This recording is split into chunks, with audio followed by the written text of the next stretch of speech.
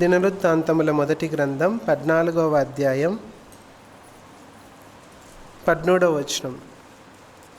14వ అధ్యాయం 13వ వచనం, page number 346, పాత నిబంధన గ్రంథంలో పేజ్ నెంబర్ 346, దినవృత్తాంతముల మొదటి గ్రంథం 14వ అధ్యాయం 13వ వచనం. ఫిలిస్తీయులు మరల ఆ లోయలోనికి దిగిరాగా దావీదు తిరిగి దేవుని యొద్ద విచారణ చేసెను. అందుకు దేవుడు, నీవు వారిని తరుముకొని పోక వారిని తప్పించుకొని చుట్టూ తిరిగి కంబలి చెట్లకు ఎదురుగా నిలిచి, కంబలి చెట్ల కొనల యందు కాళ్ళ చప్పుడు నీకు వినబడినప్పుడు వారితో యుద్ధము కలుపుటకై బయలుదేరి వారి మీద పడుము. ఆ చప్పుడు వినబడినప్పుడు ఫిలిస్తీయుల దండును హతము చేయుటకై దేవుడు నీకు ముందుగా వెళ్ళి ఉన్నాడని తెలుసుకొనమని సెలవిచ్చెను. దేవుడు తనకు సెలవిచ్చిన ప్రకారము దావీదు చేయగా ఇజ్రాయేలీయులు ఫిలిస్తీయుల సైన్యమును గిబియోను మొదలుకొని గెజెరు వరకు తరిమి హతము చేసిరి. కాబట్టి దావీదు కీర్తి ఇజ్రాయేళ్ల ప్రదేశమందంతటా ప్రసిద్ధమాయెను. యెహోవా అతని భయము అన్యజనులందరికీ కలగజేసెను. అలానే ఇంకొక చోట కూడా ఈ వచనం చదువుకుందాం. సమూయేలు 2వ గ్రంథం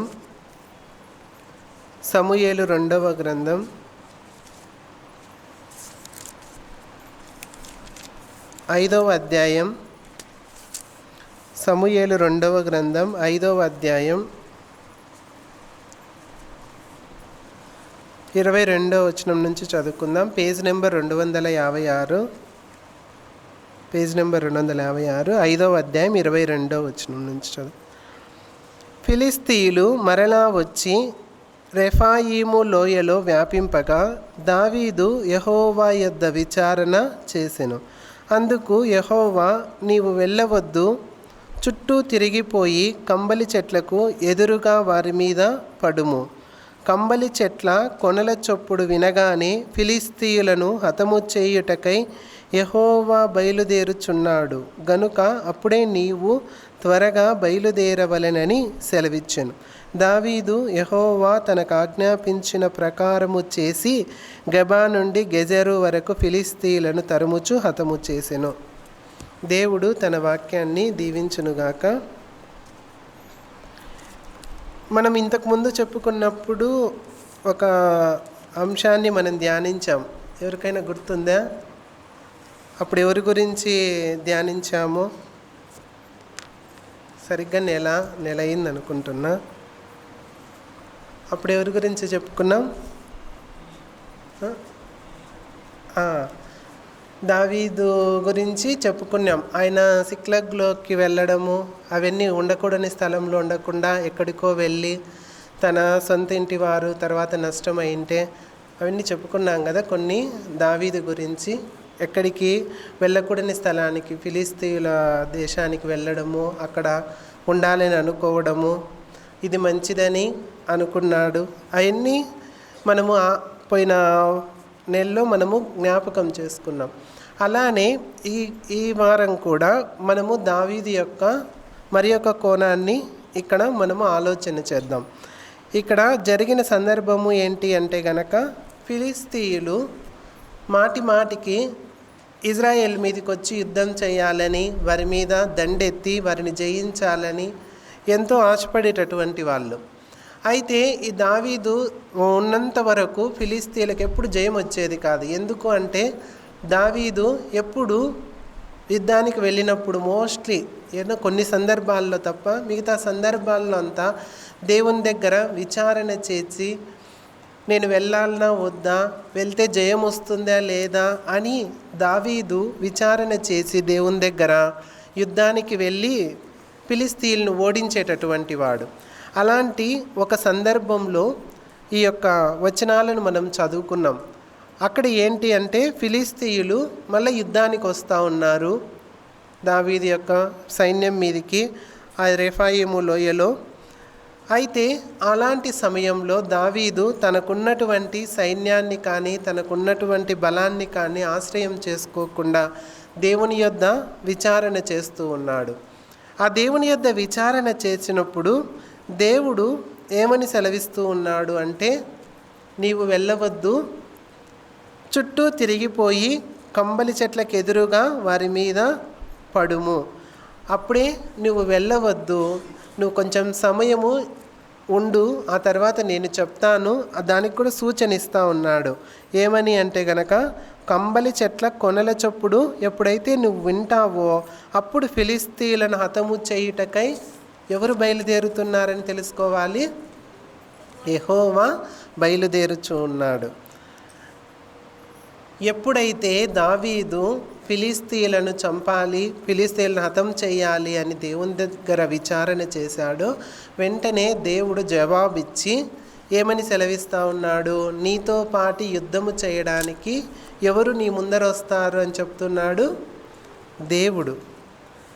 మనము కూడా ప్రతి సందర్భంలో మనము ప్రార్థన చేసినప్పుడు ఎలాంటి సమయాలలోనైనా మన ముందర దేవుడు నడిచొచ్చేవాడుగా ఉన్నట్లుగా మనం చూస్తున్నాం. ఆనాడు ఐగుప్తీయులను కూడా ఐగుప్తు దేశంలో నుండి ఇజ్రాయేలీ దేశానికి నడిపించే క్రమంలో దేవుడు ఎలా ఉన్నాడు, పగలు మేఘస్తంభముగాను రాత్రి అగ్నిస్తంభముగా ఉండి వారిని నడిపించినట్లుగా మనం చూస్తూ ఉన్నాం.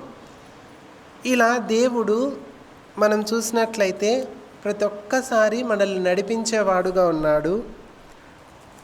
అయితే ఇక్కడ ఎన్ని ఇంపార్టెంట్ కాదు, కానీ ఎక్కడికి నేను దిగి వస్తాను అంటున్నాడు. కంబలి చెట్ల మీదికి దిగి వస్తాను, అప్పుడు అవి చప్పుడు చేసినప్పుడు నేను నీ ముందర నడుస్తాను అని చెప్తా ఉన్నాడు. ఇప్పుడు కంబలి చెట్ల మీదికి దేవుడు దిగి వస్తాను అని చెప్తా ఉన్నాడు. అయితే దేవుడు దిగి రావాలి, అసలుకు కంబలి చెట్ల మీదికి దిగి వస్తున్నాడు అంటే గనక ఆ కంబలి చెట్ల యొక్క స్వభావం ఏంటి, అసలుకు వాటిలో ఉన్నటువంటి లక్షణాలు ఏంటి, దేవుడు మనందరి మీదికి వచ్చాడా రాలేదా చెప్పండి, దిగి వచ్చాడా లేదా? దేవుడు ఎక్కడున్నాడు? మనలో ఉన్నాడు, మన హృదయంలోనే ఉన్నాడు. ఎప్పుడైతే మనము దేవుణ్ణి ప్రభు అని మన హృదయమందు విశ్వాసం ఉంచామో, ఆయన రక్షకుడని, మన పాపాల కోసమని ఆయన వచ్చాడు అని ఎప్పుడైతే నువ్వు విశ్వసించి నమ్మావో అప్పుడే నీ హృదయంలోనికి దేవుడు వచ్చాడు.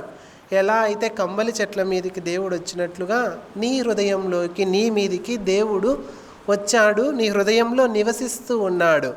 అయితే ఇప్పుడు నీ ముందర దిగివచ్చిన దేవుడు నీ ముందర నడవాలి అంటే నువ్వు కొన్ని లక్షణాలను కలిగి ఉండాలి. ఈ కంబలి చెట్ల మీదికి దిగివచ్చిన దేవుడు ముందర నడవాలి అంటే కంబలి చెట్లు కొన్ని లక్షణాలను కలిగి ఉంది.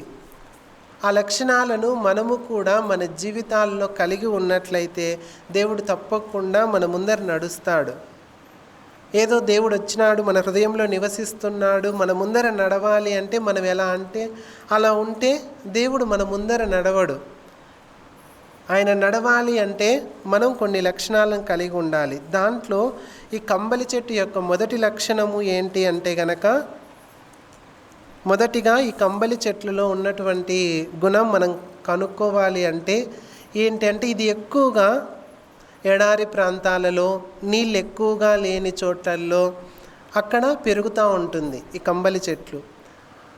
ఇక్కడ నీరు ఎక్కువ లేదు, ఇంకా పోషణ ఎక్కువ లేదు. ఖచ్చితంగా ఆ చెట్టు ఎవరి మీద ఆధారపడుతుంది? నీరు దేవుడే ఆ చెట్టును వృద్ధి చేయించేటటువంటి వాడు. ఆ చెట్టు ఇప్పుడు ఎక్కడంటే అక్కడ పెరగదు. ఎక్కడ నీళ్లు లేని చోట కూడా అది ఎడారి ప్రాంతంలో, ఏ అనుకూలతలు లేనటువంటి స్థలంలో పెరిగేటట్లుగా ఉంది. ఇప్పుడు అన్నీ గనక మనకు ఉన్నట్లయితే గనక అప్పుడు ఏమంటా ఉంటాం మనము, అన్ని అనుకూలతల మధ్య మనం చిగురిస్తా ఫలిస్తూ ఉంటే మనం ఎవరి మీద ఆధారపడము? దేవుని మీద ఆధారపడం. ఫస్ట్ విషయం వచ్చేసి కంబలి చెట్టు యొక్క లక్షణం ఏంటి అంటే విశ్వాసం. ఆ దేని యందు విశ్వాసం కలిగి ఉంటుంది అంటే దేవుని యందే విశ్వాసం కలిగి ఉంటుంది. కానీ మనము మన జీవితాలలో ఎక్కువగా విశ్వాసం దేని యందు కలిగి ఉంటాము అంటే గనక, మనం బ్రతకాలి అంటే, జీవించాలి అంటే ఎక్కువగా ఈ దేన్ని బేస్ చేసుకొని ఆలోచన చేస్తూ ఉంటామా? దేవుని మీద ఆధారపడతాము అని పైకి చెప్తాములే, కానీ మామూలుగా నిజంగా చెప్పండి, స్వశక్తి నాకేమి చెప్పండి, వెనకల నాకేమి వెనకల ఏమున్నాయి? పెద్ద ఇండ్లు ఉన్నాయి, నాకేమి వెనకల పెద్ద గవర్నమెంట్ ఉద్యోగం ఉంది, నాకేమి పెన్షన్ వస్తుంది, నాకేమి ఇంకా బిజినెస్ ఉంది, నాకేమి ఇంకా ఎన్నో ఎవరికి వాళ్ళు ప్రశ్న వేసుకుందాం. నాకేమి నేను జీవించడానికి, నాకేం పొలం ఉంది, ఆస్తి ఉంది, డబ్బు ఉంది, ఏదైనా పొలం పండించుకొని బ్రతుకుతాం, నాకేమి అని చాలామంది మనమందరము దేన్ని బేస్ చేసుకొని జీవించాలని ఆశపడుతూ ఉంటాం? మనకున్న దాన్ని బట్టి, మన వెనకల మన తల్లిదండ్రులు సంపాదించిన ఆస్తులను బట్టో వాటిని బట్టి మనము బ్రతకాలని ఆశపడుతూ ఉంటాం. కానీ బైబిల్ స్పష్టంగా చెప్తున్న ఒక మాట ఏంటి అంటే, ఎవరి వల్ల మనం బ్రతుకుతాం? ఒక మంచి వాక్యం ఉంది, అది చూడండి, ఎక్కడో చెప్పండి. హబక్కూకు గ్రంథం, హబక్కూకు, అందరు తీయండి దయచేసి, చెప్పేది ఒక 5-6 వచనాలు. ఆ వచనాలన్నా మన హృదయంలో పడితే మేలు అనేది ఆశ. హబక్కూకు 2వ అధ్యాయం 4వ వచనం, పేజ్ నెంబర్ కూడా చెప్తాను, 770 హబక్కూకు 2వ అధ్యాయం 4వ వచనం. వారు యథార్థ పరులు కాక తమలో తాము అతిశయపడుదురు, అయితే నీతిమంతుడు విశ్వాస మూలముగా బ్రతుకును. మనం అనుకుంటాం చాలామంది ఉద్యోగం ఉంటే బ్రతుకుతామని, ఆస్తులుంటే బ్రతుకుతామని, ఇల్లులుంటే రెంట్లు వస్తాయి బ్రతుకుతామని ఎన్నో విధాలుగా ఆలోచన చేస్తూ ఉంటాం. కానీ నీతిమంతుడు దేని మూలంగా బ్రతుకుతాడు? విశ్వాస మూలముగానే బ్రతుకుతాడు. ఇక్కడ ఆ చెట్టు, కంబలి చెట్లు ఎడారి స్థలాలలో నీళ్లు లేని చోట పెరుగుతూ ఉంది. దాని ఆశ, దాని చూపు ఎప్పుడు దేవుని మీదే ఉంటుంది. ఎందుకంటే దానికి అన్ని చెట్లకు ఉన్నటువంటి అనుకూలతలు ఆ చెట్టుకు లేవు. ఎటువంటి పరిస్థితుల్లో అది ఉన్నా దాని చూపంతా ఎక్కడుంది? దేవుని వైపే ఉంది. మనము కూడా మనం బ్రతకాలి ఈ లోకంలో అంటే విశ్వాసముతో దేవుని వైపే మనము చూస్తూ ఉంటే బ్రతుకుతాం. ఆ విధంగా కంబలి చెట్టు యొక్క ఫస్ట్ లక్షణం ఏంటి అంటే విశ్వాసం, ఫెయిత్. ఆ విశ్వాసం కలిగి దేవుని వైపే చూసినట్లయితే మనము బ్రతుకుతాం. నీతిమంతుడు విశ్వాస మూలముగానే బ్రతుకుతాడు. ఎలా ఈ విశ్వాసము మనం చెప్పినట్లయితే ఎలాంటి విశ్వాసాలు ఉన్నాయి? మీకు తెలిసిన కొన్ని విశ్వాసాలు చెప్పండి. విశ్వాసంలో స్థిరమైన విశ్వాసం, బ్రద్దలు కాని విశ్వాసం, ఇంకా త్యాగపూరితమైన విశ్వాసము, చాలా రకాలైన విశ్వాసాలు ఉన్నాయి. ఎందుకు ఇవన్నీ మనం నేర్చుకోవాలి అంటే, మనము ఈ లోకంలో బ్రతకాలి అంటే విశ్వాసం అంటే ఏంటి, ఆ విశ్వాసంలో ఎలాంటి కోణాలు ఉన్నాయి అనేది మనం తెలుసుకోవాలి. బ్రద్దలు కాని విశ్వాసము అంటే ఏంటి అంటే, ఒక చిన్న ఉదాహరణ. దేవుడు ఎప్పుడు చెప్తా ఉండేటటువంటి వాడు, మీకు ఎంత విశ్వాసం ఉండాలంటాడు? ఆవగింజంత విశ్వాసం. ఆ ఆవగింజనే తీసుకుందాం. ప్రతి ఒక్కరము ఆవగింజని దేంట్లో ఉపయోగిస్తూ ఉంటాం? కూరలల్లో. ఎందుకు ఉపయోగిస్తామమ్మా చెప్పండి? టేస్ట్గా ఉండేది. మరి దాన్ని తింటారా చాలామంది? అది తింటే ఏమవుతుంది? పంటి కింద పడితే చేదనిపిస్తుంది. ఇప్పుడు ఆయిల్లో వేయించుతాము ఆవాళ్ళు, దాన్ని సైజు కానీ రంగు కానీ ఏమన్నా మారుతుందా? మారదు. మరి అదే ఆవాలను కుక్కర్లో వేసి ఉడికించండి కూర చేసేటప్పుడు. మళ్ళీ విజిల్ కుక్కర్ తీసిన తర్వాత మళ్ళీ చూడండి ఏమైపోతుంది, అది మెత్తగా అవుతుందేమో.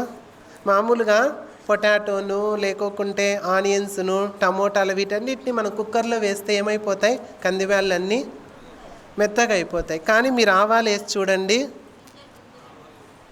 ఆవాలు ఎట్టుంటాయి, అట్టనే ఉంటాయి. దాన్ని గట్టిగా ఇట్లా కొట్టినా కానీ దాని స్వభావం అనేది మెత్తబడదనమాట. అసలుకు అది మెత్తగా కాదు, ఎట్లుండేది అట్లనే గట్టిగా అట్లనే ఉంటుంది. మరి అంతసేపు ఉడికింది, అంతసేపు ఆయిల్లో వేయించబడింది, కొంచెమన్నా అది చేంజ్ కావాలి. కానీ అది అలానే మెత్తబడకోకుండా ఉంది. ఎన్ని మనం ప్రెజర్స్ను పెట్టినా సరే, ఎంత దాన్ని హీట్ చేసినా సరే అదనేది తని స్వభావాన్ని మార్చుకోకుండా ఉంది. మనము ఇలాంటి బ్రద్దలు కాని విశ్వాసంలో ఉన్నామా? అలాంటి ప్రెజర్స్కు తట్టుకొని కూడా మనము స్థిరముగా అలానే ఉన్నామా? గట్టిగా ఉన్నామా? గట్టిగా ఉండలేం మనం. ఒక్కొక్కసారి ఎవరన్నా వచ్చి తటికని ఏదన్నా చెప్తే గనక వెంటనే డైవర్ట్ అయిపోతూ ఉంటాం, నిలకడ ఉండదు. వెంటనే మన మనసును మార్చేసుకుంటూ ఉంటాం, మన ఆలోచనలను మార్చేసుకుంటూ ఉంటాం. బ్రద్దలు కాని విశ్వాసంగా ఆవగించే విధంగా అయితే తన స్వభావాన్ని మార్చుకోకుండా గట్టిగా నువ్వు ఎంతగా దాన్ని ప్రయత్నం చేసి ఉడికియాలని చూసినా అది ఆ విధంగానే ఉంటుంది. అలా బ్రద్దలు కాని విశ్వాసముతో మనము ముందుకెళ్ళాలి. ఇలాంటి శ్రమలు శోధనలు వచ్చినప్పుడు ఒక్కొక్కసారి విశ్వాసంలో మనము వెనక్కి వెళ్ళాలని ఆలోచన చేస్తూ ఉంటాం. కానీ శ్రమలు ఇవన్నీ మన యొక్క విశ్వాసాన్ని మన యొక్క వృద్ధి చెందించడానికే. ఏ విధంగా అయితే బ్రద్దలు కాని విశ్వాసంతో మనము ముందుకెళ్ళాలి. ఇంకొకటి మనం చూసినట్లయితే త్యాగపూరితమైన విశ్వాసం. ఎవరు చేశారు త్యాగపూరితమైన విశ్వాసం? మనం బైబిల్ గ్రంథంలో చూస్తే చెప్పండి, మీకు తెలిసిన వాళ్ళని కొంతమందిని చెప్పండి. త్యాగపూరితంగా విశ్వాసం ఉంచినారు. ఆయన చేయటానికి సమర్థుడు. ఒకవేళ ఆయన చేయకపోయినా షడ్రకు మేషకు అబేద్నెగోలు ఏముంది అక్కడ? త్యాగపూరితమైన విశ్వాసం ఏముంది చెప్పండి? ఒకవేళ దేవుడు ఆ సమయానికి వారితో కలిసి నడవలేకపోతే, వారితో కలిసి అగ్ని గండంలోనికి రాలేకపోతే ఏమైపోతుంది? వాళ్ళ నెక్స్ట్ కాలిపోతారు, చనిపోతారు. వారి యొక్క విశ్వాసము త్యాగపూరితంగా ఉంది. ఇంకొకరు కూడా మనం చూడొచ్చు. ఎవరు చెప్పండి? ఫస్ట్ ఆది కాండంలోనే మనం చూస్తాం అబ్రహాము కూడా ఏం చేశాడు? త్యాగపూరితమైన విశ్వాసమే కదా. దేవుడు అక్కడ పొట్టేళ్ళను ఉంచుతాడు అని అబ్రహాముకి ఏం తెలియదు. అర్పిస్తే తన కొడుకునే అర్పించాలని అన్నిటినీ సిద్ధం చేసుకొని వెళ్ళిపోతూ ఉన్నాడు. కానీ దేవుడు ఆనాడు అబ్రహాము యొక్క త్యాగాన్ని చూశాడు. తర్వాత దానియేలు గ్రంథంలో షడ్రకు మేషకు అబేద్నెగోల యొక్క త్యాగాన్ని చూచాడు. వారి యొక్క త్యాగపూరితమైన విశ్వాసాన్ని చూస్తూ ఉన్నట్లుగా మనం చూస్తూ ఉన్నాం. బ్రద్దలు కాని విశ్వాసము, త్యాగపూరితమైన విశ్వాసాలు రెండిటికి తేడా తెలిసిందా? మనం బ్రద్దలు కాని విశ్వాసంలో మనం జీవించాలి. నీతిమంతుడు విశ్వాస మూలముగానే బ్రతుకుతాడు అన్నప్పుడు ఆ విశ్వాసంలోని రకాలు, ఊరిక విశ్వాసం ఉంచినాం అని చెప్తూ ఉంటాం. కానీ ఆ విశ్వాసంలో మనం ఎంతవరకు మన విశ్వాసాన్ని బ్రద్దలు కాకుండా కాపాడుకుంటున్నాం, లేకుంటే చిన్న వాటికే మెత్తబడిపోతున్నామా, చిన్న సమస్యలకే మనము లోనైపోయి వెనక్కి వెళ్ళిపోతున్నామా? బ్రద్దలు కాని విశ్వాసంతో త్యాగపూరితమైన విశ్వాసాలతో మనం ముందుకు వెళ్ళినట్లయితే దేవుడు తప్పకుండా మనల్ని పోషిస్తాడు, ఆదరిస్తాడు. ఆయన ఏం చేస్తాడు?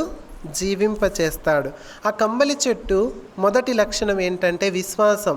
ఆ విశ్వాసంతో ఏ విధంగా అయితే దేవుని వైపు చూస్తూ ఎడారి ప్రాంతంలో ఎక్కడ నీళ్లు లేని ప్రాంతంలో కూడా ఆ చెట్టు బ్రతుకుతూ ఉందో, అదే విధంగానే దేవుడు కూడా మనకున్నటువంటి ఆస్తి అంతస్తు వీటిని బట్టి కాదు కానీ మనల్ని జీవింపచేస్తే దేవుని యందు విశ్వాస మూలముగానే మనం బ్రతుకుతాం. ఆ విశ్వాసం ఎలా ఉండాలి అంటే బ్రద్దలు కాకుండా ఉండాలి. మన మనస్సును అటు ఇటు తిప్పుకోకుండా నిలకడగా ఉంచుకోవాలి. విశ్వాసాన్ని త్యాగపూరితంగా మనం విశ్వాసాన్ని ఉంచుకున్నట్లయితే దేవుడు తప్పకుండా మన ముందర నడిచేవాడుగా ఉన్నాడు. రెండవది ఏంటి అంటే గనక కంబలి చెట్టు. ఇది కూడా దేవుడు ఎగ్జాంపుల్ చెప్పాడు. ఎక్కడ మనం చూసినట్లయితే లూకాసు వార్తలోనే. ఏం చెప్పండి, ఆ ఎగ్జాంపుల్ గుర్తుందా మీకు? ఆవగింజంత విశ్వాసం ఉంటే కంబలి చెట్టు. చూడండి లూకాసు వార్త 17వ అధ్యాయం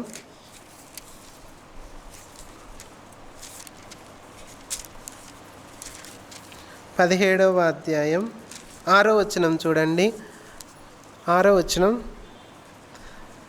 ప్రభువు మీరు ఆవగింజంత విశ్వాసము గలవారైతే ఈ కంబలి చెట్టును చూచి నీవు వేళ్లతో కూడా పెళ్ళగింపబడి సముద్రములో నాటబడుమని చెప్పునప్పుడు అది మీకు లోబడును. మీరు ప్రార్థన చేసినప్పుడు ఏం జరుగుతుందంట? ఆ కంబలి చెట్టు పెళ్ళగింపబడి, కంబలి చెట్టు పెళ్ళగించాలి అంటే పోయి పెళ్ళగిస్తారమ్మా? పెళ్ళగించవచ్చా మనము? చెప్పండి. గోంగూర చెట్టు అయితే ఏమైనా కొన్ని చెట్లు ఉంటాయి కదా, మామూలుగా పిచ్చి చెట్లు, ఇట్లా కొన్ని చెట్లు ఉంటాయి. గోంగూర చెట్టు కానీ చిన్నవి, ఇంకా కొన్ని చెప్పండి ఏదన్నా మీరు సొంతంగా ఊరికని ఇట్లా లాగితే వచ్చాయి. చెప్పండి, గెస్ చేయండి. ఏంటేంటి? గడ్డి కానీ చిన్నవి పత్తి చెట్లు కొంతవరకు అయితే లాగచ్చు, పెద్ద అయితే లాగలేం. ఇట్లా కొన్ని చెట్లను మనం ఈజీగా పెళ్ళగించవచ్చు. కానీ కంబలి చెట్టు పెళ్ళగించాలి అంటే దేవుడు ఏం చెప్పాడు? ప్రార్థన అవసరమై ఉన్నది అన్నాడు. అంటే అక్కడ ఉద్దేశము ఆ చెట్టును పెరికి సముద్రంలో వేయాలని కాదు, కానీ దాని యొక్క వేర్లు ఎలా ఉంటాయని దేవుడు తెలియజెప్తా ఉన్నాడు. చాలా బలంగా లోతుకు పాతుకొని పోయి నింటాయి అని దాని అర్థం. అప్పుడు దాని వేర్లు మీరు ప్రార్థన చేసినట్లయితే దాని వేర్లు కూడా పెళ్ళగింపబడి సముద్రంలో నాటబడమని చెప్పినప్పుడు అది మనకు లోబడుతుంది అని చెప్తున్నాడు. దాని అర్థం ఏంటి అంటే కంబలి చెట్టు యొక్క రెండవ లక్షణం ఏంటంటే దాని వేర్లు ఎక్కడికి పాతబడి ఉంటాయంట? లోతుకు పాతబడి ఉంటాయి. అంటే డీప్గా పాతబడి ఉంటాయి. ఆ చెట్టు పైకి ఎంత పెరగాలని ఆశపడుతుందో అంతకన్నా లోపలికి తన వేర్లను విస్తరింపచేయాలని కోరుకుంటుందంట. ఎందుకు అంటే ఆ చెట్టుకు కావలసినటువంటి నీరు, ఖనిజాలు, లవణాలు ఎక్కడ దొరుకుతాయి? దానికి లోపలనే. ఒక చెట్టు పైన బాగుంది అంటే ఆ చెట్టు ఎక్కడ బాగున్నట్లు? లోపల లోతున బాగున్నట్టు. ఒక మనిషి బయటికి బాగున్నాడు, సంతోషంగా ఉన్నాడు అంటే తనకు మంచి ఆరోగ్యం ఉన్నట్లు, తను లోపల ఏ విధంగా ఉన్నట్లు? ఆరోగ్యంగా ఉన్నట్లు. అలానే ఒక వ్యక్తి తన జీవితంలో ఆత్మీయంగా బాగుండాలి అంటే ముందు తను హృదయంలో ఏ విధంగా ఉండాలి? లోతుగా ఉండాలి. లోతుగా తన వేళ్ళను పాతుకొని ఉండాలి. ఎలా అంటే గనక ఇప్పుడు మనమందరం బైబిల్ చదువుతూ ఉంటాం. రోజుకి ఎన్ని అధ్యాయాలు చదువుతూ ఉంటారమ్మా? చెప్పండి. ఒక్కొక్కరు బైబిల్ అంతా అయిపోచేయాలని ఒకటేసారి 2-3 అధ్యాయాలు చదువుతూ ఉంటాం. టక ఎంతవరకు చదువుతాం? ఒక 10 నిమిషాలలోనే ఇంకా చూడండి ఎట్లా చదువుతామో. వారు విసుకకు నిత్యం ప్రార్థన చేయడం ఆయన వారితో ఉపమానం చెప్పని టక చదువుకుంటూ పోతాం. ఏమన్నా గ్రహిస్తున్నామా? ఎందుకు మరి చదువుతున్నాము బైబిల్? అదే బైబిల్ చదివితే ఏదో ఉదయాన్నే బైబిల్ చదవమన్నాం కదా అని ఇంకందరం బైబిల్ చదవాలి కాబట్టి టక 2 అధ్యాయాలు 3 అధ్యాయాలు చదువుతూ ఉంటాం. అటు చిన్నప్పుడు మనమందరం స్కూల్కి వెళ్ళినప్పుడు ఇది ఒకటి ఉంటుంది, చెప్పండి. లాస్ట్ పీరియడ్ ఏముంటుంది? లాస్ట్ పీరియడ్ ఏం చెప్పిస్తాన్నారు మనకు? చెప్పండి, అందరికీ తెలుసు. లాస్ట్ పీరియడ్ ఏం చెప్తారు? అందరికీ ఒకటి ఒప్పచెప్పమని ఇంటికి పోండి అంటారు. చెప్పండి. 2 కట్ల 2 నెలని ఏమంటారు? అవన్నీ ఒప్పచెప్పిపోండి అని చెప్తారు. అట్లనే సేమ్ మనం కూడా ప్రార్థన కానీ వాక్యం కానీ అప్పచెప్పినట్లుగా చేస్తూ ఉంటాం. ప్రార్థన కూడా అంతే. ఎక్కడన్నా ఎవరైనా ప్రార్థన చేయమంటే కనుక ఇంకా వాళ్ళ ప్రార్థన అంతా అప్పచెప్పినట్లే ఉంటుంది. ఇంకా ఏదో చెయ్యాలని చేయడము, ఇంకా గడగడ చేస్తూ ఉంటాం. నిజంగా వారు ప్రార్థన చేసినప్పుడు కనీసం వారికన్నా అర్థమవుతుందే లేదా అనే ఆలోచన వస్తుంది. కొందరు ప్రార్థన చేస్తే ఏదో అప్పచెప్పినట్లు, ఏదో చెయ్యాలని చేస్తూ ఉన్నట్లుగా ఉంటుంది. నిదానంగా స్పష్టంగా మనం ఏమైతే ప్రార్థన చేస్తున్నామో అది ఎవరికి చేస్తున్నాం? ప్రార్థన దేవునికి, జీవము గల దేవునికి ప్రార్థన చేస్తున్నాం. ఎంత హడావిడిగా ఒక మేనేజర్ దగ్గరికో ఒక క్లయింట్తోనో మనం మాట్లాడాలి అంటే కనుక ముందే మనం ఏం చేస్తాం? కొంచెం ప్రిపేర్ అవుతాం, ముందే నోట్ చేసుకుంటాం కొన్ని పాయింట్స్. ఈ పాయింట్స్ నేను డిస్కస్ చేయాలి, ఈ పాయింట్స్ నేను అందులో ఉంచాలి అని ఎంతో ప్రిపేర్ అయ్యి స్పష్టముగా నీటుగా మనము మాట్లాడతాం. వాళ్ళకి గనక మనం మాట్లాడేది అర్థం కాదనుకోండి, వాళ్ళు ఏం చేస్తారు? మనల్ని రిజెక్ట్ చేస్తారు, నెగిటివ్ ఫీడ్బ్యాక్ ఇస్తారు. అలాంటిది మనము ఆ లోతుగా ఏర్లు పాతుకుపోయాయి అంటే కనుక మనము చదివింది కొంచెమైనా 3-4 అధ్యాయాలు ఏం అవసరం లేదులేండి, ఒక 5 వచనాలే చదవండి. 5 వచనాలే చదవండి. ఆ 5 వచనాలలో ఉన్నటువంటి సారాంశాన్ని మనము గుర్తించాలి. దేవుడు ఎందుకు ఈ వచనాన్ని ఇక్కడ రాశాడు? అసలు దేవుడు ఈ వచనం ద్వారా నాతో ఏం మాట్లాడాలని ఆశపడతా ఉన్నాడు? అసలుకి ఈ రోజులో నేను ప్రయాణం చేయాలి అంటే ఆ వచనంలో ఏముంది అనేది మనం నేర్చుకుంటే చాలు. ఎందుకు బైబిల్ చదవాలి? మనం నేర్చుకోవడం కోసమే. 5 వచనాలు చాలు. 5 వచనాలు చదువుకొని దాంట్లో ఏముంది, ఏమర్థం ఉంది అనేది ఇప్పుడు సపోజ్ ఒక 35 నుంచి 40 వచనాలు చూద్దాము. ఆ వచనాలలో దేవుడు మనతో ఏం మాట్లాడాలని ఇష్టపడుతున్నాడు అనుభవంలోనికి తెచ్చుకోవాలి. ఆ వచనాలను లోతైన అనుభవంలోనికి, లోతైన జ్ఞానంతో మనము నేర్చుకోవాలి. టకటక 2-3 అధ్యాయాలు చదివేసి బైబిల్ చదివినా అని మూసేసి దాన్ని పక్కన పెట్టేయడం కాదు. కానీ 5 వచనాలైనా సరే మన జీవితాలలో అవి లోతుగా దాన్ని ధ్యానించే వారంగా ఉన్నట్లయితే సరి 3-4 ఏళ్ళకి అయిపోయిలేండి 5 వచనాలు చదువుకున్నా. ఏమవుతుంది? 3-4 ఏళ్ళకైనా నీకు అప్పుడు లోతైన జ్ఞానం వస్తుంది. ప్రార్థన కూడా అంతే, లోతుగా మనం ప్రార్థించే వారంగా ఉండాలి. పైపైన వెతుక్కుంటా ఉంటాడు ఒక వ్యక్తి. పైపైన వెతుక్కుంటా ఉంటే ఆయనకేం దొరికిందో చూద్దాం. ఏమన్నా దొరుకుతుందే పైపైన వెతికితే? చూడండి, మీరే చూద్దరు. లూకాసు వార్త 5వ అధ్యాయం, లూకాసు వార్త 5వ అధ్యాయం 3వ వచనం చూడండి. లూకాసు వార్త 5వ అధ్యాయం 3వ వచనం. ఆయన దోణిలలో సీమోనుదైన ఒక దోణి ఎక్కి దరి నుండి కొంచెము త్రోయమని అతన్ని అడిగి కూర్చుండి దోణిలో నుండి జన సమూహములకు బోధించుచుండెను. ఆయన బోధించుట చాలించిన తర్వాత, నీవు దోణిని లోతునకు నడిపించి చేపలు పట్టుటకు మీ వలలు వేయుడని సీమోనుతో చెప్పగా, సీమోను ఏలినవాడా, రాత్రి అంతయు మేము ప్రయాసపడితిమి కానీ మాకేమియు దొరకలేదు. అయినను నీ మాట చొప్పున వలలు వేతునని ఆయనతో చెప్పెను. వారు అలాగు చేసి విస్తారమైన చేపలు పట్టిరి. అందుచేత వారి వలలు పిగిలిపోవుచుండగా వారు వేరొక దోణెల్లోనున్న తమ పాలివారు వచ్చి తమకు సహాయము చేయవలెనని వారికి సంజ్ఞలు చేసిరి. వారు వచ్చి 2 దోణెలు ముడుగునట్లు నింపిరి. చూడండి, లోతుకు వెళ్ళడం వలన, లోతుకు అనుభవంతో ముందుకు వెళ్ళడం వలన లభించినటువంటి వారికి ఆశీర్వాదం ఏంటి? విస్తారమైన చేపలు, వలలు పిగిలిపోయేటటువంటి చేపలు. మనం ఈ విధంగా ఉండాలి. వాక్యం చదవడం, ప్రార్థన చేయడం, దాన్ని ఏందో అంటారు, ఖచ్చితంగా చదవాలని, దినచర్య హ్యాబిట్ లాగా కాదు. కానీ పనులు ఎందుకు ఖచ్చితంగా దోముతాం? పొద్దున్నే అలవాటైపోయింది. స్నానము పొద్దున్నే అలవాటైపోయింది.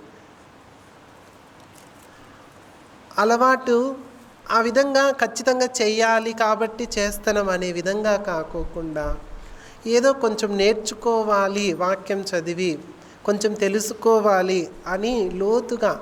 పేతురు కూడా వలలు పడుతూ ఉన్నాడు. కానీ ఎక్కడ పడుతున్నాడు? పైపైనే పడతా ఉన్నాడు. పైపైన పట్టినప్పుడు ఏమన్నా పొందుకున్నాడా? ఏమీ పొందుకోలేదు. లోతుగా వెళ్ళాలి. లోతైన అనుభవంలోనికి వెళ్ళినప్పుడే మనం ఏదైనా పొందుకుంటాం. దాని వేర్లు లోతుకు పాతబడి ఉన్నాయి. లోతుకు వేర్లు పాతబడి ఉన్నాయి కాబట్టే ఆ చెట్టుకు కావలసినటువంటి ఖనిజ లవణాలు మొత్తం దానికి కావలసినటువంటి ఏవైతే అవసరమో ప్రోటీన్స్ అవన్నీ ఆ చెట్టుకు వచ్చి చెట్టు పైకి చాలా మంచిగా కనిపిస్తూ ఉన్నట్లుగా మనం చూస్తున్నాం. ఆ విధంగా లోతుకు నడిచే అనుభవం మనం కలిగి ఉన్నట్లయితే దేవుడు తప్పకుండా మన ముందర నడిచేవాడుగా ఉన్నాడు. ఓకే. మూడవది, ఈ కంబలి చెట్టు లక్షణం ఏంటి అంటే, ఆ కంబలి చెట్టు అంట దాని ఆకులు దేనికి ఉపయోగపడతాయంటే, ఈ కంబలి చెట్టును మనం ఇంగ్లీష్లో ఏమంటాము అంటే మల్బెరీ ట్రీ అంటాం. ఈ మల్బెరీ ట్రీ యొక్క ఆకులు దేనికి ఉపయోగపడతాయి అంటే గనక, ఒక పురుగు సిల్క్ ఫామ్కు, వెరీ గుడ్ మా, సిల్క్ ఫామ్కు ఉపయోగపడుతుంది ఈ చెట్టు. అంటే పట్టు పురుగులు తినేదానికి ఉపయోగపడుతుంది. తన ఆకులు అన్నీ ఒక జీవిని జీవింప చేయడానికే ఉపయోగపడుతుంది. దాని ద్వారా పట్టుపురుగు వృద్ధి చెందుతుంది, పట్టుపురుగు జీవింపబడుతుంది. ఈ ఆకులన్నీ ఆ పురుగులు తినడానికే ఉపయోగిస్తారన్నమాట. ఒక జీవి బ్రతకాలి అంటే ఇంకొక జీవిని ఖచ్చితంగా తింటాం మనం. చెప్పండి, ఎవరిని తింటాం మనం? మనం బ్రతకాలి అంటే కనుక కొన్ని జీవులను చంపి తింటూ ఉంటాం. ఏంటేంటి చెప్పండి?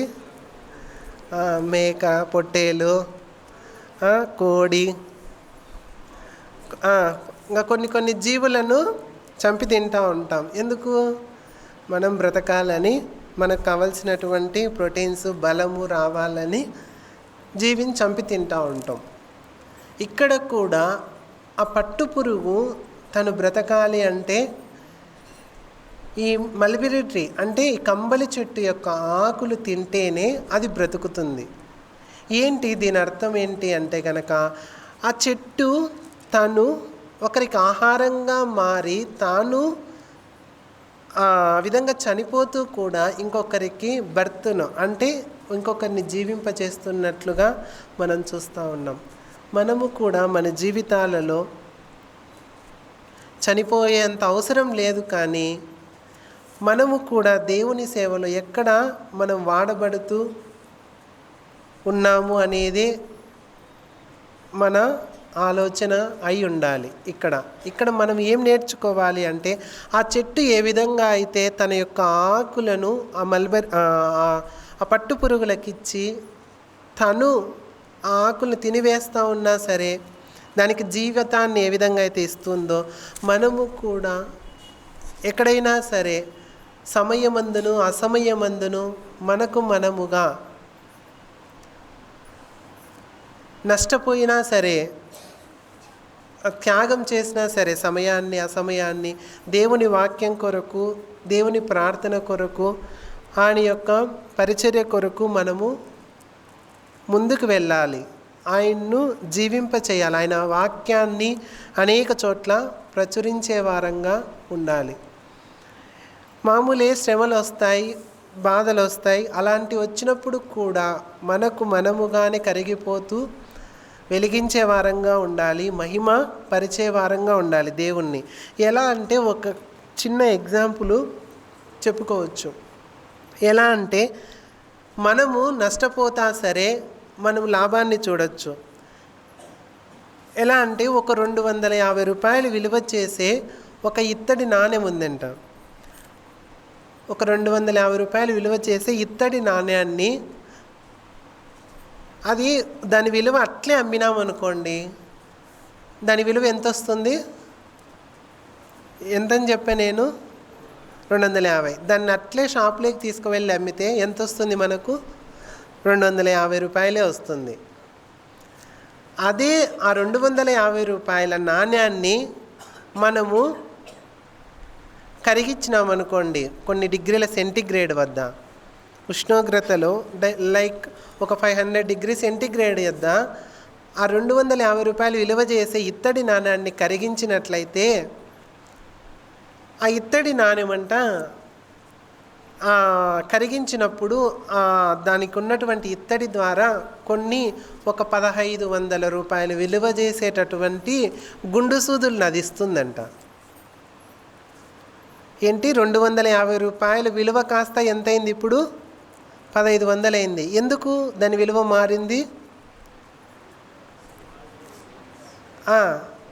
ఎందుకు? అది ఎక్కడ మరిగించబడింది? 500 డిగ్రీ సెంటిగ్రేడ్ వద్ద అది మరిగించబడింది. ఇంకా మనం కొంచెం ముందుకెళ్తే కనుక ఇంకా దాని హీటుని పెంచినామనుకోండి, ఒక 1000 డిగ్రీల సెంటిగ్రేడ్ వద్ద దాన్ని కనుక మరిగించినట్లయితే అది 1,00,000 విలువైనటువంటి సేవింగ్ రేజర్స్ను తయారు చేస్తుందంట. అంటే హీట్ పెంచే కొద్దీ దాని విలువ అనేది మారిపోతూ ఉంది. అయితే ఆ హీటును పెంచడానికి, అంత సాహసం చేయడానికి చాలా కష్టం. కానీ అలా చేసినట్లయితే ఖచ్చితంగా ఇంకా 3000 డిగ్రీల సెంటిగ్రేడ్ వద్ద కనుక ఆ ఇత్తడి నాణ్యాన్ని మనం మరిగించినట్లయితే, కరిగించినట్లయితే దాని ద్వారా 1 కోటి రూపాయల విలువైనటువంటి ఏరోప్లేన్ స్ప్రింగ్స్ కూడా తయారు చేయొచ్చంట. దాని యొక్క విలువ ఎంత? మామూలుగా అది కరిగించబడక ముందు 250. కానీ దాన్ని ఉష్ణోగ్రత పెంచుకునే పోయే కొద్దీ, దాన్ని కరిగించే కొద్దీ దాని విలువ ఏమైపోతూ ఉంది? 1 కోటి రూపాయలు. అంటే మారుతూ ఉంది. మనము కూడా ఒక్కరోజు శ్రమ వస్తేనే, బాధ వచ్చేనే, నేను అనవసరంగా ఇంత శ్రమకు లోనవుతానని, ఇంత బాధ, ఇంత శ్రమ వచ్చిందే నన్ను అని మనం అక్కడితో ఆగిపోతే మన విలువ ఎక్కడికి ఆగిపోతుంది? 250 రూపాయల దగ్గరే ఆగిపోతుంది.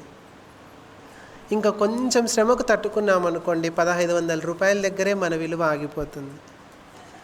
మనం ఎంత ఉష్ణోగ్రతలో మనము కాలిపోతూ ఉన్నా, నలిగిపోతూ ఉన్నా మన విలువ తగ్గిపోదు. కానీ మన విలువ ఏమైపోతుంది? పెరుగుతుంది. మనము నశించిపోతున్నా సరే ఇతరులకు జీవింప చేయొచ్చు. ఎలా అంటే ఇది చాలా వరకు తల్లిదండ్రులు తమ పిల్లలకు ఇచ్చే విధంగా ఉంటుంది. వాళ్ళు ఏం చేస్తారు? వారి యొక్క కష్టాన్ని ఉపయోగిస్తారు. దేనికోసం? వారి పిల్లలు బాగుండాలని, జీవించడం కోసం. చాలామంది అదే అనుకుంటూ ఉంటాం. ఈ 100 రూపాయలు, ఈ 200 మిగిలిస్తే ఏమనుకుంటాం? ఒక్కరం తినే బదులు అందరం తినచ్చు కదా అని అనుకుంటూ ఉంటాం. అది కుటుంబ విషయంలో మనం ఆలోచన చేసినట్లయితే తాను ఇతరులకు జీవింపచేస్తూ, తన కుటుంబాన్ని జీవింపచేస్తూ తాను కరిగిపోతున్నట్లుగా మనం చూస్తాం. అదేవిధంగానే మనం ఎక్కడైనా సరే, సంఘంలో, సమాజంలో ఎక్కడైనా సరే మనము ఇతరులకు జీవింపచేసే వారిగా ఉండాలి అనేది దాని ఉద్దేశం. కంబలి చెట్టు కూడా ఆ విధంగా తన యొక్క ఆకులను పట్టుపురుగులకిచ్చి తనను కూడా జీవింపచేస్తున్నట్లుగా మనం చూస్తున్నాం. కానీ ఎంతవరకు మనం ఏం చేస్తూ ఉంటాము అంటే కనుక మనది మనమే అని ఆలోచన చేస్తూ ఉంటాం. ఇది ఒక ఎగ్జాంపుల్ ఉంటుంది, చిన్న మనము రియల్ టైంలో చూసే ఎగ్జాంపులే. ఇంతకుముందు కూడా నేను చెప్పానని నాకు గుర్తుంది.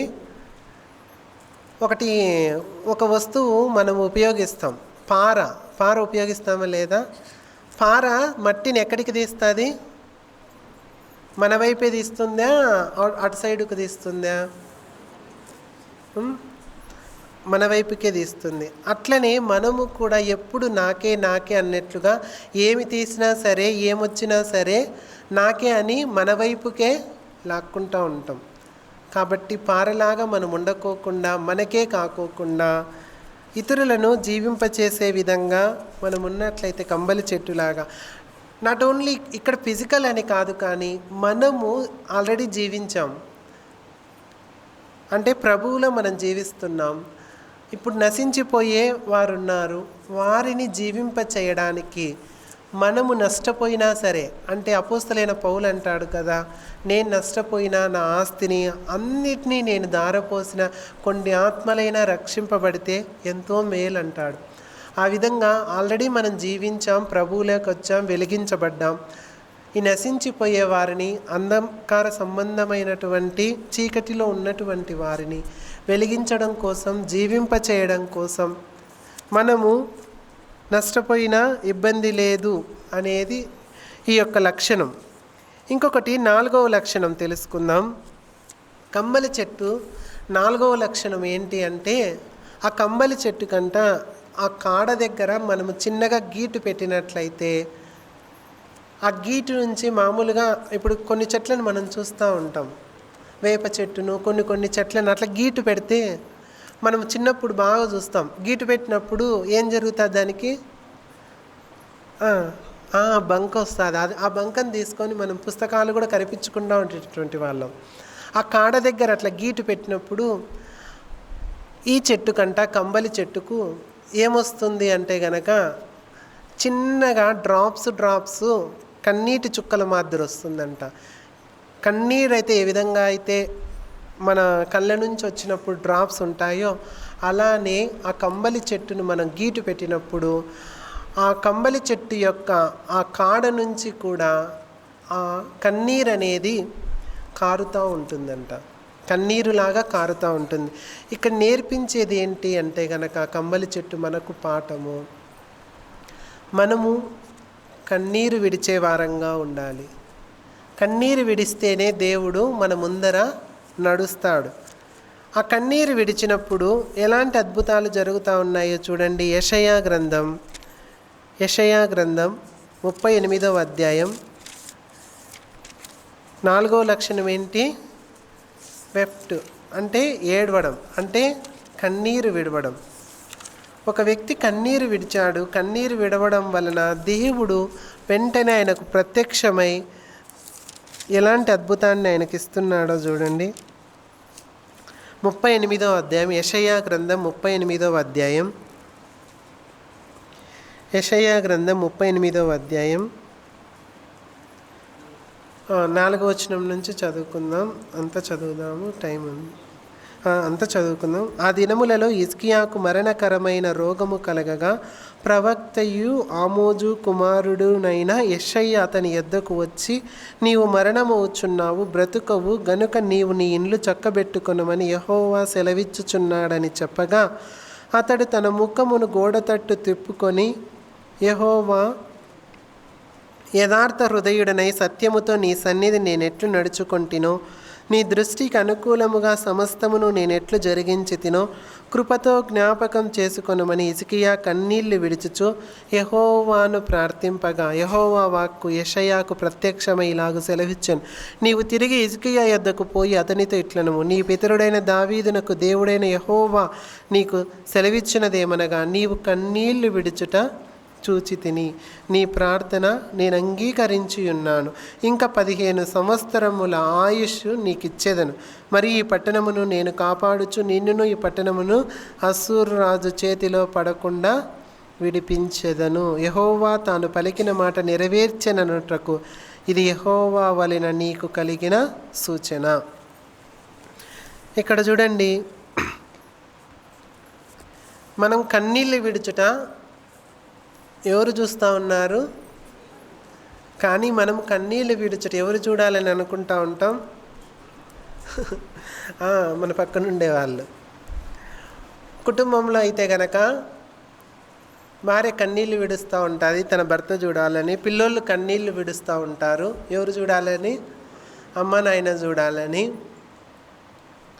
కానీ మనం కన్నీళ్ళు విడుచుట, మనం ఏడ్చుట ఎవరు చూసినా చూడకపోయినా ఎవరు చూస్తున్నారు? అక్కడ దేవుడు చూస్తూ ఉన్నాడు. అందుకనే కాబోలు ఆయన హిజ్కియా రాజు ఆ మరణకరమైన రోగం కలిగినప్పుడు ఒక రాజు ఏడిస్తే ఏం బాగుంటుంది? అందుకని తన ముఖమును ఎక్కడ తిప్పుకున్నాడు చెప్పండి?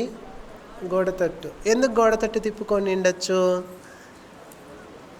అక్కడ రాజు ఎంతమంది ఎవరెవరో ఉండొచ్చు, ఎవరైనా చూస్తారేమో అని. కానీ ఆయనకు ఎవరో చూడాలని కాదు.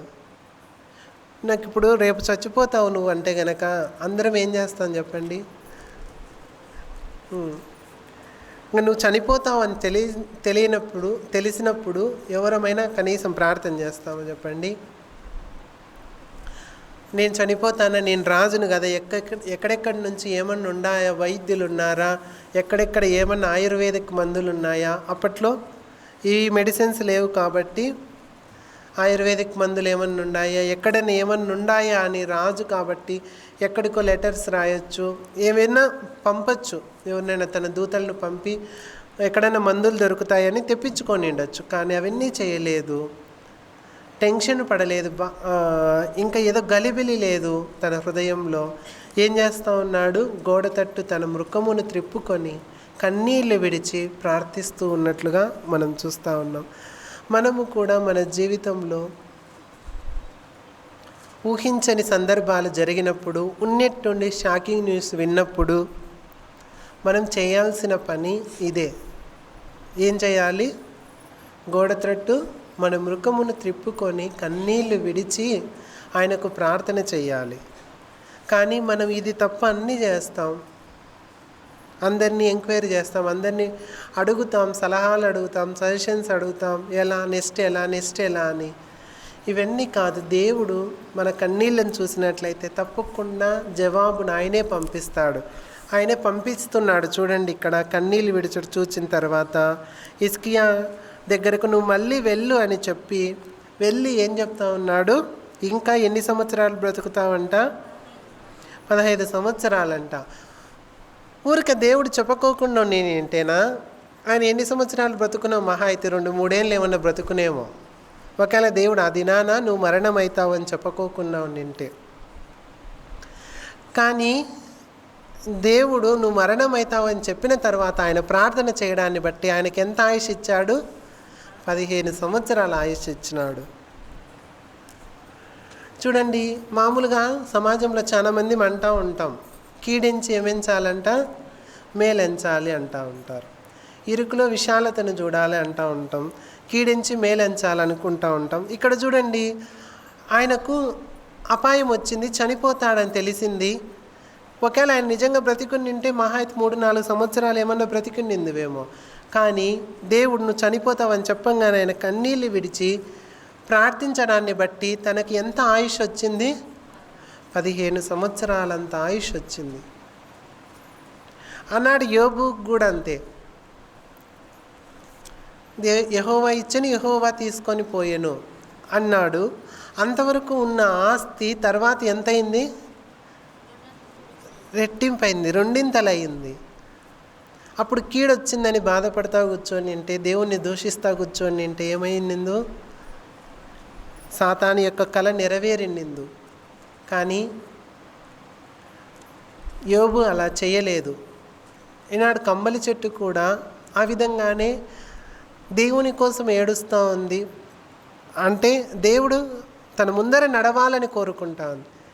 మనము కూడా ఎలాంటి సందర్భంలో అయినా దేవుడు మన ముందర నడవాలి అని ఆశపడాలి, కన్నీళ్లు విడవాలి. కన్నీళ్లు విడిచినప్పుడు హిజ్కియాకు 15 సంవత్సరాల ఆయుష్ వచ్చింది. ఎంతటి గొప్ప ఆలోచన చూడండి. ఎవరికన్నా ఆయుష్ పొడిగించినట్లుగా మనం చూస్తున్నాము బైబిల్ గ్రంథంలో. ఇంతటి ఆయుష్ లేదు. మామూలుగా నువ్వెప్పుడు చనిపోతావు అని ఎవరమైనా చెప్పగలుగుతామా?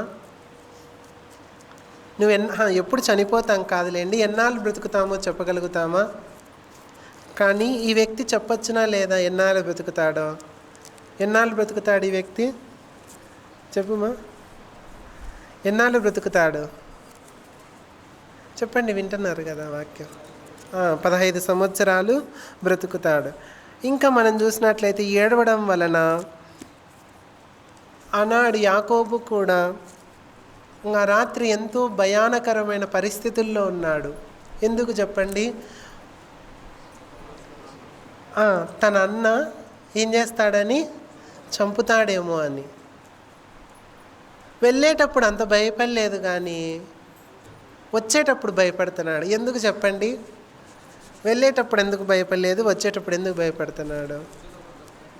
వచ్చేటప్పుడు తనకుతో పాటు తన కుటుంబం ఉంది. వెళ్ళేటప్పుడు ఏమైపోతాడు? ఒక్కడే, చంపితే చంపుకోండి అన్నట్లు అంత భయం ఉండదు. కానీ వచ్చేటప్పుడు తన కుటుంబం ఉన్నాడు, పిల్లలు ఉన్నారు, తనకిష్టమైనటువంటి భార్య, పిల్లలు అందరూ ఉన్నారు. ఏమవుతుందో, ఏం జరుగుతుందో అని ఆ రాత్రి ఎంతో తన వేదనతో ప్రార్థించాడు, కన్నీళ్లు విడిచాడు. తర్వాత ఆ సమయంలో ఏశావు ఆయన మెడ మీద పడి ముద్దు పెట్టుకొని దేవుడు సమాధానంగా వాళ్ళని నడిపించినట్లుగా మనం చూస్తున్నాం. ముందు నడిస్తే ఆయన మన కన్నీళ్ళను చూసి ముందు నడిచినట్లయితే మనకు సమాధానం వర్ధిల్లుతుంది. చివరి పాయింట్ ఒకటే మనం చూద్దాం. అక్కడే చూడండి, ఆ సందర్భంలోనే 14వ అధ్యాయం. ఎక్కడ మన మూలవాక్యం చెప్పండి? దినవృత్తాంతముల మొదటి గ్రంథం 14వ అధ్యాయం చూడండి. ఇంకా లాస్ట్ ఒక లక్షణం చూసుకొని ముగించుకుందాం. 14వ అధ్యాయం 13వ వచనం.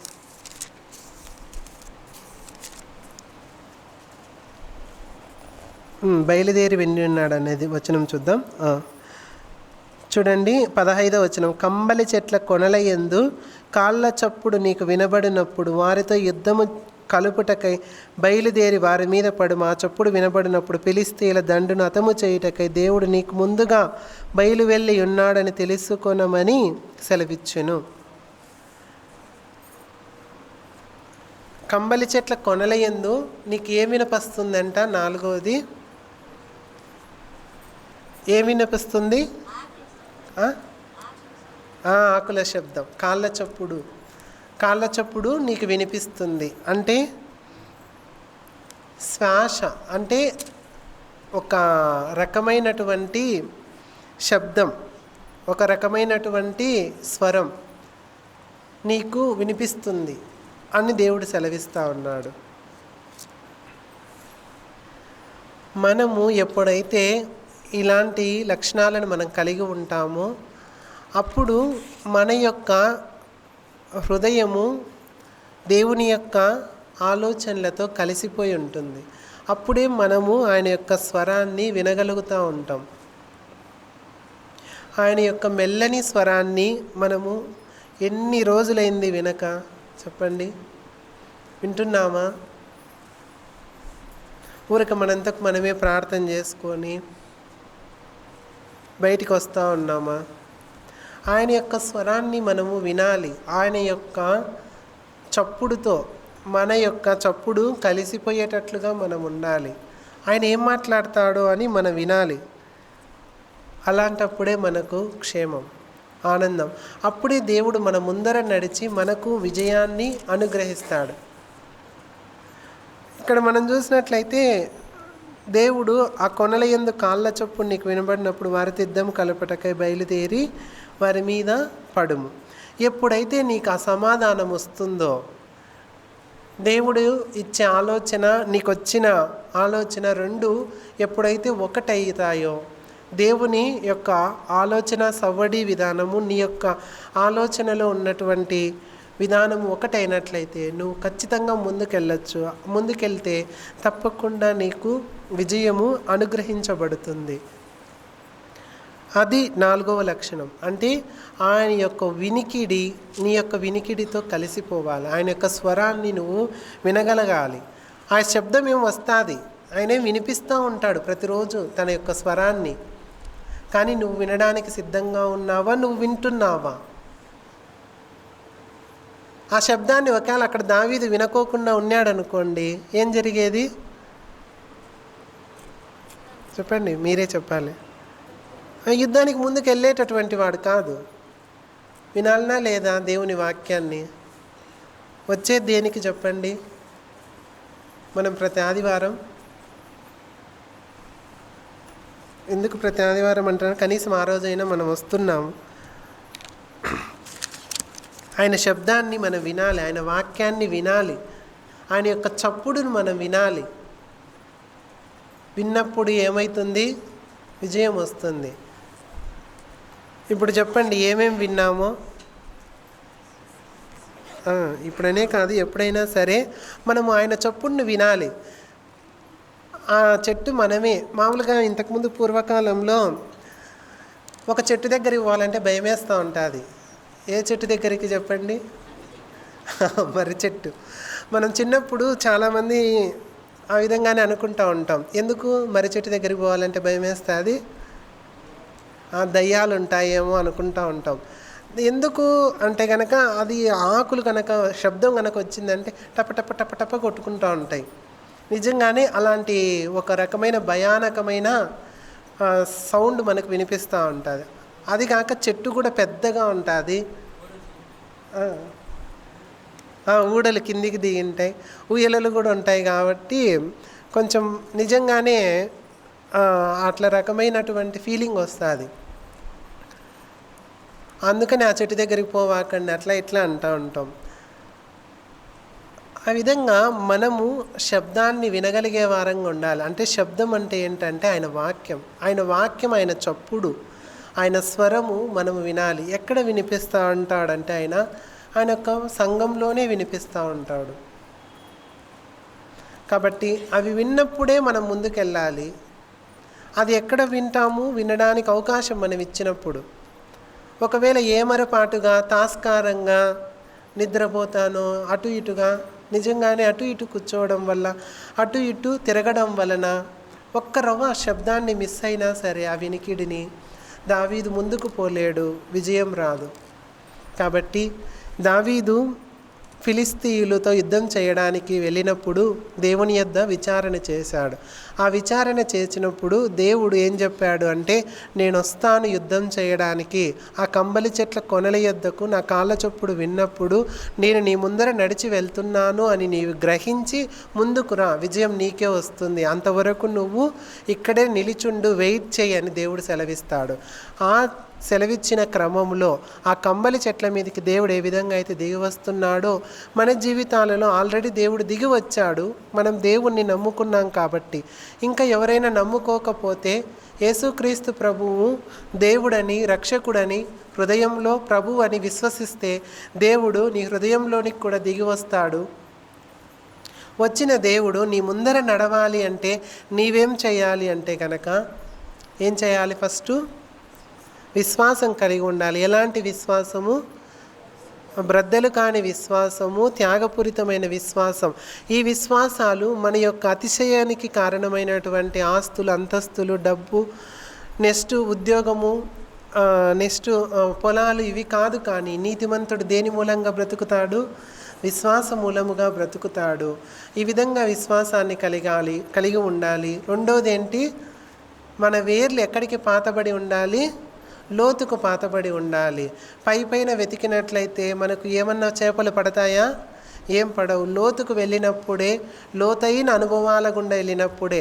బైబిల్ టకటక చదివి ముగించడం కాదు, కానీ 5 వచనాలైన అర్థం చేసుకొని చదువుకోవడము, లోతైన జ్ఞానంతో, లోతైన ప్రార్థనతో, ప్రార్థన కూడా బైహార్ట్ చేసినట్లుగా ఒక ప్రార్థన చేస్తూ ఉంటాం బైహార్ట్ చేసినట్లు. ఏం ప్రార్థన అది? పరలోక ప్రార్థన అందరం చేస్తాం. నాకైతే రాదు అది కరెక్ట్గా బైహార్ట్. కొంతమంది బైహార్ట్ చేసినట్లుగా చెప్తూ ఉంటారు. అలా కాదు, కానీ నిజంగా మనం ఏమైతే దేవుణ్ణి అడగాలనుకుంటున్న లోతైన ప్రార్థనతో ముందుకెళ్ళాలి. అప్పుడే మన జీవితాలు పచ్చగా ఉంటాయి. తర్వాత మూడవది, ఆ చెట్టు ఆకులు వేరే జీవికి ఆహారంగా మారుతూ ఉంది. అలానే కుటుంబంలో తల్లిదండ్రులైనా పిల్లలైనా ఎవరైనా సరే వారి తల్లిదండ్రులు వారి పిల్లల కోసం తన జీవితాన్ని ధారపోసి ఏ విధంగా అయితే ఉంటారో అదే విధంగానే జీవితాలను ధారపోయడం కాకోకుండా మనము దేవుని యందు వెలిగించబడ్డాం కాబట్టి మనము ఒక 10 మందికి సువార్త కానీ కరపత్రికలు కానీ ఏదైనా పంచి వారిని జీవింపచేసే వారంగా ఉండాలనేది దాని యొక్క సాదృశ్యం. 4వది ఏంటి అంటే ఏడవడం. ఏడవడం అంటే అంటే దాన్ని ఘాటు పెట్టినట్లయితే కన్నీటి చుక్కల మాదిరి ఉంటాయి. మనము కూడా దేవుని సన్నిధిలో ఏడవాలి. ఎలాంటి పరిస్థితులు ఎదురైనా సరే. ఎందుకు ఏడవాలి అంటే దేవునికి అవకాశం ఇవ్వాలి. దేవుడు మన ముందర నడిచేటట్లుగా మనం అవకాశం ఇవ్వాలి. అలాంటప్పుడే దేవుడు ఏడుస్తాడు, దేవుడు మన ముందర నడుస్తాడు. ఆనాడు యాకోబును తన అన్నను కలిపినట్లుగా తర్వాత ఇక్కడ యెషయాకు మళ్ళీ ప్రత్యక్షమయ్యి హిజ్కియాకు మళ్ళీ తన యొక్క ఆయుష్ను పొడిగించే విధంగా మనం ఏడవాలి. 5వదిగా అన్నిటికన్నా ముఖ్యమైనది ఆయన చప్పుడును మనం వినాలి.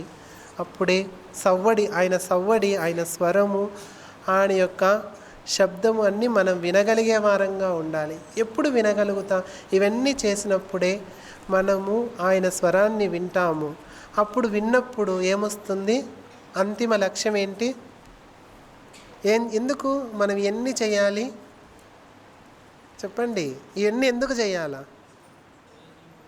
జయ జీవితం, విజయం రావాలని, ఓడిపోవడం కోసం కాదు, కానీ విజయం పొందుకోవడం కోసం. కాబట్టి ఆ విజయం మనం పొందుకోవాలి అంటే ఇవన్నీ చేసి లక్షణాలను కలిగి ఉంటే దేవుడు తప్పకుండా మహిమపరచబడతాడు. దేవుడు తన వాక్యాన్ని దీవించునుగాక.